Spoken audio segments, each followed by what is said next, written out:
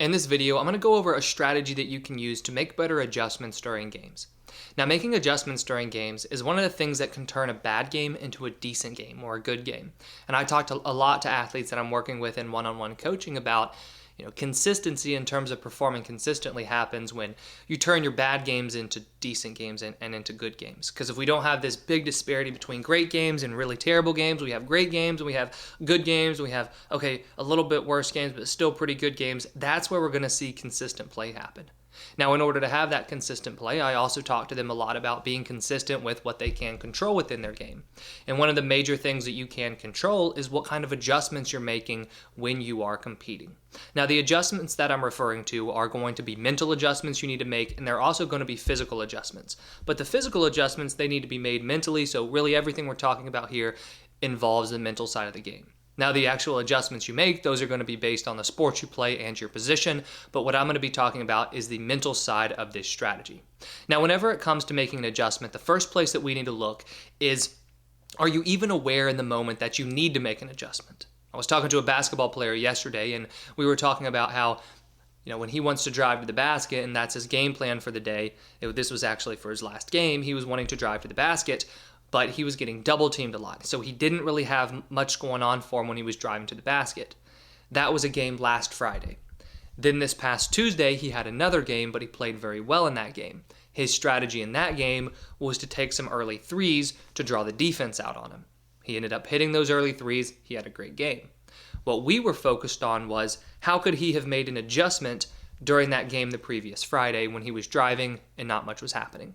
As we were talking, we came to the realization that he just wasn't very aware during the game that he needed to make the adjustment in the first place. He knew what the adjustment was. The adjustment was very simple. He needed to come out, make a few threes, or at least take a few threes to pull the defense out so they weren't collapsing so much on him when he drove to the basket.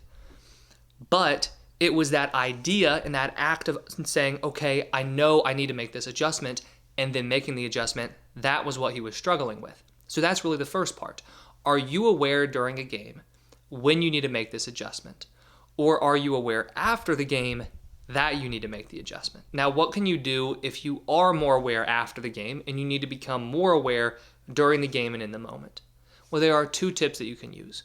One tip is going to be at any moment where you have a pause or any kind of break, let's say it's every 3 or 4 possessions, is after a hole in golf, it's after an at-bat in baseball, whatever it might be.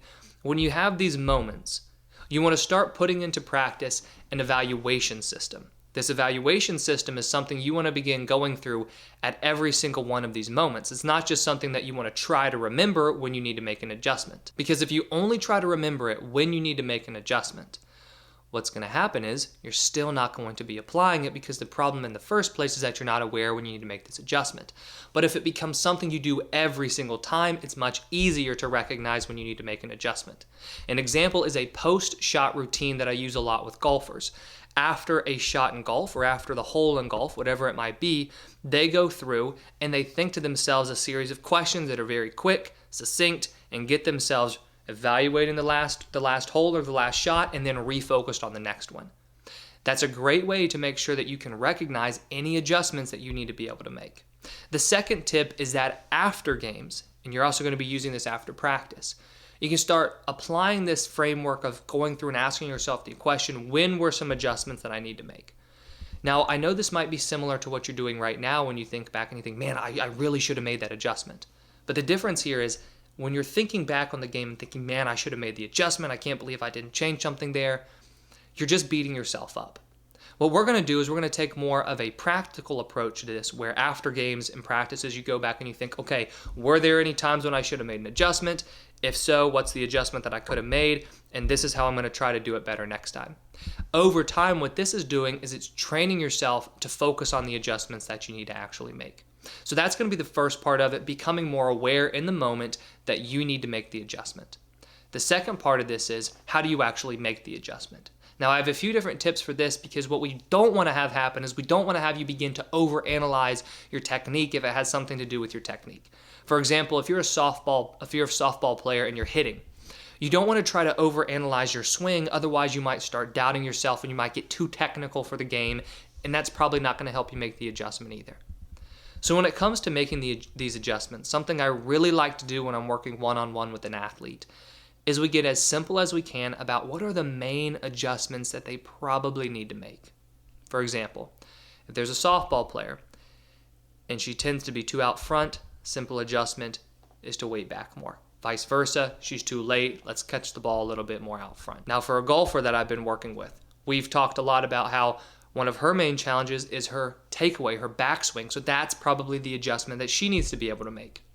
When you get very aware for yourself of what are the normal adjustments you need to make, what you start to have then is a toolbox that you can kind of go through, or a toolkit you can go through and think, is this the adjustment I need to make? Is this the adjustment I need to make? Or is this the adjustment I need to make?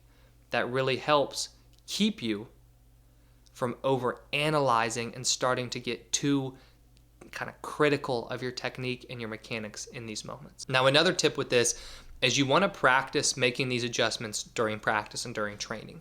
So just get a little bit better and more comfortable and familiar with making adjustments for yourself, because what this is going to do is it's going to strengthen your ability to have that conversation with yourself and have the self-talk that you need in those moments, the training version of this self-talk, where you're talking yourself through the adjustment you need to make. So you're getting more comfortable being that coach for yourself.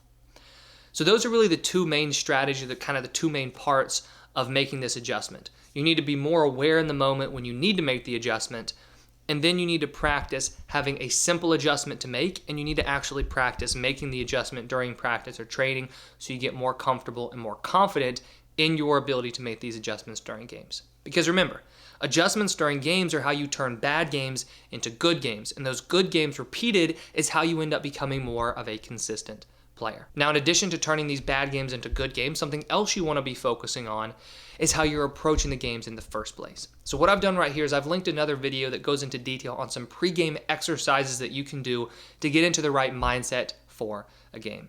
I hope you enjoyed this video, and if you did, please hit that like button and subscribe if you haven't already. I put out new videos each week on sports psychology and mental training.